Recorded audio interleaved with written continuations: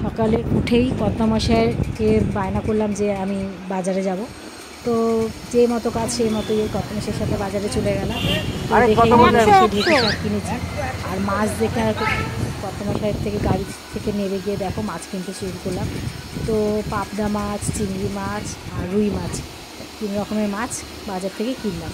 তো কিনে আবার কর্তামশাইয়ের ঘাড়ে চেপে মানে গাড়িতে করে চলে আসলাম বাড়ির দিকে। তো তখনও রোদটা সেরকমভাবে ওঠেনি, সকালবেলাই গেছিলাম। তো এতগুলো মাছ কিনে সত্যি খুবই আনন্দ লাগছে, কেন বাজারে মাছ খাওয়ার থেকে বেশি দেখতে ভালো লাগে আর কিনতে তো ভালো লাগে। তো দেখো তারপর আমরা দেখো একদম ফাঁকা রাস্তা ধরে ফুরফুরে হাওয়া খেতে খেতে কর্তামশাইয়ের সাথে গল্প করতে করতে আমরা বাড়ির দিক রওনা হলাম। তো বাড়িতে চলে এসে দেখো রান্নাবান্না কি করেছি।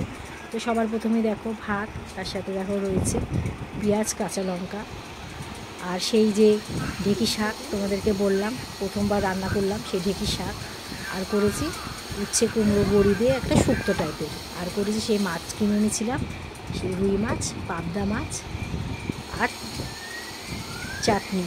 তো চারিপাশে যা পরিস্থিতি বন্ধুরা, কখন কি হয়ে যাবে জানি না, সেই জন্য একটু ভালো মন্দ খেয়ে দিলাম। তোমাদের ভিডিওটা কেমন লাগলো বলবে। টাটা।